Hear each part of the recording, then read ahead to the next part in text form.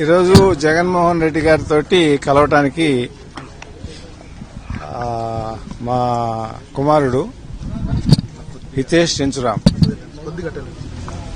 నేను రావడం జరిగింది. వారితోటి కలవటం జరిగింది.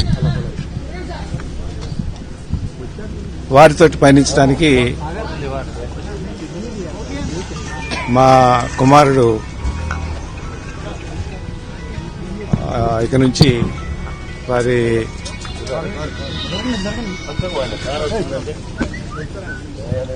తోటి పయనించడానికి నిర్ణయం చేసుకోవడం జరిగింది. ఆ విషయంగా చర్చించుకుంటూ వారిని కలవటానికి రావడం జరిగింది.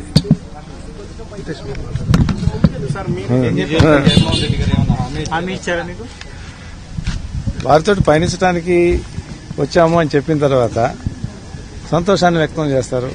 అంతకంటే ఏదైనా ఒక పార్టీ ఒక ఫంక్షనింగ్ ఎట్లా ఉంటుంది అంటే పార్టీ నిర్ణయిస్తుంది, పార్టీ చెప్తుంది. దాని ప్రకారం నడుచుకుంటాం. మేడం బీజేపీలో ఉన్నారు కదా సార్, మరి జగన్మోహన్ రెడ్డి మేడం ఆ విషయం కూడా చెప్తానమ్మా. ఇది మా కుటుంబ విషయము. వారు బీజేపీలో ఉన్నమాట వాస్తవమే. బీజేపీలో ఈ రకంగా వచ్చినప్పుడు సహజంగానే అడగటం జరుగుతుంది. ఎవరి ఇష్టాల ప్రకారము వ్యక్తులు కానివ్వండి, కుటుంబంలో సభ్యులు కానివ్వండి చేసుకోవచ్చు. వారు చెప్పింది ఏంటంటే పార్టీ అనేటటువంటిది ఆవిడ మా కుటుంబ వ్యవహారంగా మారటం అనేటటువంటిది చేయరు. ఒకవేళ అవసరమైతే రాజకీయాల నుంచి సైలెంట్ అవడానికి కూడా నిర్ణయం చేసుకున్నటువంటి నేపథ్యంలో మాకు సంబంధించినటువంటి అనేక మంది శ్రేయోభిలాషులు ఆ పార్టీలో పెద్దలు కానివ్వండి, ఈ పార్టీలో పెద్దలు కానివ్వండి, అలాంటి నిర్ణయం వద్దు. గత కొన్ని సంవత్సరాలుగా ప్రజా ఏమంటారు జీవితంలో ఉన్నటువంటి నేపథ్యంలో ఒక మంచి వక్తగానో లేకపోతే కొన్ని మంచి పని చేయడానికో మీ యొక్క కాలాన్ని వినియోగించే నేపథ్యంలో ఉంటే బాగుంటుంది అనేటటువంటిది ఎవరి అభిప్రాయాలు ఉంటాయి. బిడ్డల అభిప్రాయాలు తోటే ఉండాలనేటటువంటిది ఏమీ లేదు. కాబట్టి ఆ వైపు పెద్దలకు కూడా అవసరమైతే విరమించుకుని ఉండటానికి కూడా అభ్యంతరం లేదని చెప్పిన మీదట అలాంటిది కాదు, పార్టీలో కొనసాగాలి అనేటటువంటి అభిప్రాయాన్ని అక్కడ పెద్దలు వ్యక్తం చేసిన నేపథ్యంలో పురంధరేశ్వరి గారు రాజకీయాల్లో ఉండేటట్టయితే ఆ పార్టీలోనే కొనసాగుతారు అనేటటువంటి అభిప్రాయంతో లేని పక్షంలో విరమించుకునేటటువంటి విధంగానే ఉంటారు అనేటటువంటిది మా యొక్క కుటుంబపరంగా తీసుకున్నటువంటి నిర్ణయం. ఓకే సరే, లేకపోతే ఇక ఆవిడ మారుకుంటుంది రాజకీయాల నుంచి, ఏం ఇబ్బంది ఏం లేదు. అది అలా ఉంటుంది. తర్వాత ఇదే సందర్భంలో 2-3 విషయాలు జగన్ గారిని కలిసినప్పుడు కానివ్వండి, లేకపోతే గత 2 సంవత్సరాలుగా నేను జగన్ గారి యొక్క ఇంటర్వ్యూస్ కానివ్వండి, లేకపోతే అతని ప్రవర్తన నియమావళి కానివ్వండి, అతని పాదయాత్ర కానివ్వండి, ఆయా సభల్లో కానివ్వండి నేను గమనిస్తూనే ఉన్నాము. ఒక పార్టీని నడపటం అనేటటువంటిది ఎంత కష్టమో నాకు తెలియదు. ఇన్ని సంవత్సరాలు ఒక వ్యక్తిగా ఎన్నో కష్టాలకి వచ్చి ప్రజల మధ్య ఉంటూ సమస్యలను లేవనెత్తుతూ పార్టీని నడుపుతున్నటువంటి తీరు నేను నాకున్నటువంటి అనుభవంలో చాలా కష్టమైన పని. ఆ కష్టానికి దేవుడు ఫలితాన్ని చూపిస్తాడని చెప్పి నేను భావిస్తా ఉన్నాను. అందరూ అనుకునే విధంగా జగన్ మోహన్ రెడ్డి గారు ఏదో ప్రవర్తన అట్లా ఉంటుంది ఇట్లా ఉంటుంది అనేటటువంటి అభిప్రాయం నాకు ఎక్కడ కూడా కనపడలేదు.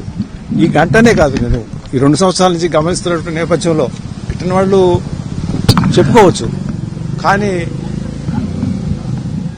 నేను చెప్పింది కానివ్వండి, నేను భావించింది కానివ్వండి, భగవంతుని ఆశీస్సులతోటి ఆ శ్రమకి ఫలితం అంటే ఫలితం అనేటట్టు కనపడితే అది రాష్ట్ర ప్రజానీకానికి మంచి జరిగేటటువంటి దానికి ఆ యొక్క ఫలితాన్ని ఉపయోగించడమే ధ్యేయంగా లక్ష్యంగా పనిచేస్తున్నాడు అని నేను విశ్వసిస్తున్నాను. విశ్వసిస్తున్నాను. అది జరగాలని కోరుకుంటున్నాను. ఆ వచ్చేటటువంటి యొక్క ఫలితం అంటే అధికారం అనేటటువంటిదే ఎవరైనా కూడా రాజకీయ రంగంలో చేసేటటువంటిది. ఆ వచ్చినటువంటి అధికారాన్ని ప్రజలకు ఉపయోగపడాలి అనేటటువంటి తత్వంతో తను కూడా పనిచేస్తాడు అనేటటువంటిది మా యొక్క విశ్వాసము. అదే ఆకాంక్షను నేను వ్యక్తపరిచాను. ఇది ఎందుకు మంచి జరగటం లేదా అని మీరు అనుకోవచ్చు. తప్పకుండా ఆంధ్రప్రదేశ్లో ప్రభుత్వం పనితీరు గాడి తప్పింది అని చెప్పి నా యొక్క భావన. ఎందుకు చెప్పాల్సి వచ్చింది గాడి తప్పింది అనేటటువంటిది? ప్రభుత్వ డబ్బుతోటి దీక్షలు చేయటం అనేటటువంటిది నేను ఈ 40 సంవత్సరాల డబ్బులు లేవు ప్రభుత్వం దగ్గర అంటూ ప్రభుత్వ డబ్బులతోటి దీక్షలు కొనసాగిస్తూ కోట్లు ఒక్కొక్క జిల్లాలో మీటింగ్ పెడితే కోట్లు ఖర్చు అవుతా ఉన్నవి. జనాలని బస్సుల్లో తీసుకొస్తా ఉన్నారు, టెంట్లు వేస్తా ఉన్నారు. కలెక్టర్స్, ఎస్పీలు అందరూ కూడా వాటికి పనిచేస్తా ఉన్నారు. ప్రతి మీటింగ్కి వాళ్ళు వారం 10 రోజులు పనిచేయాల్సి వస్తూ ఉంది, పని వదిలేసి. ఇది గాడి తప్పిన విధానం. డబ్బులు లేవు అనేటటువంటిది లక్షల కోట్ల అప్పులు తీసుకువస్తా ఉన్నాము. గ్రౌండ్లో చూస్తే ఇంతవరకు 4వ విడత 5వ విడత రైతుల రుణమాఫీకి డబ్బులు ఇవ్వలేదు. డబ్బులు ఇవ్వకుండా మళ్ళీ ఏం చెప్తున్నారు? పోస్ట్ డేటెడ్ చెక్స్ తోటి మహిళలకు, డ్వాక్రా మహిళలకు రేపు 8,000 కోట్లు 9,000 కోట్లు నెలకి ఇంత పోస్ట్ డేటెడ్ చెక్స్ తోటి ఇవ్వబోతున్నాము అని చెప్తున్నారు. పోస్ట్ డేటెడ్ చెక్స్ తోటి ఈ రకంగా ఇవ్వటం అనేటటువంటిది ఎంతకంటే విచిత్రమైనటువంటి పరిపాలన నేను ఊహించలేను. అందువల్ల గాడి తప్పింది అనేటటువంటిది మాట వాడాల్సి వస్తుంది. మంచి చేయడానికి ప్రయత్నం చేసి మంచి చేస్తే అందరూ సంతోషించడమే. కానీ ఇది ఎలా ఎలక్షన్స్కి ముందు 4 రోజులు 2 నెలల ముందు 8,000 కోట్లు 9,000 కోట్లు 10,000 కోట్లు పోస్ట్ డేటెడ్ చెక్స్ తోటి కార్యక్రమాలు నిర్వహించేటటువంటి యొక్క పాలన కరెక్ట్ కాదు అనేటువంటి నా అభిప్రాయము. ఇంతతోటి ఈ సమావేశం ముగించుకుని తర్వాత కార్యక్రమాన్ని నేను జాయినింగ్ అంటేమా నేను ఒకసారి కాన్స్టిట్యున్సీ అందరికీ కూడా ఆల్రెడీ ఒకసారి చెప్పాము. అందరితోటి మాట్లాడాల్సి వచ్చింది. నాకు కావాల్సినటువంటి వాళ్ళందరితోటి మాట్లాడాల్సి వచ్చింది. ఇవాళ ఈ సమావేశంలో మేము పయనిస్తున్నాము అనేటటువంటి యొక్క వాతావరణాన్ని మీకు చెప్పడానికే ఇక్కడ మీరందరూ వెయిట్ చేస్తున్నారని తెలిసి మామూలుగా అయితే ప్రెస్ కాన్ఫరెన్స్ నాకు రాలేదు. కానీ మీరంతా వెయిట్ చేస్తున్నప్పుడు మేము కారులో వెళ్ళిపోతే రకరకాల భావనలు వస్తాయని చెప్పి ఈ 4 మాటలు మీకు చెప్పాలని చెప్పి ఇక్కడికి వచ్చాను. దయచేసి దీన్ని బాధ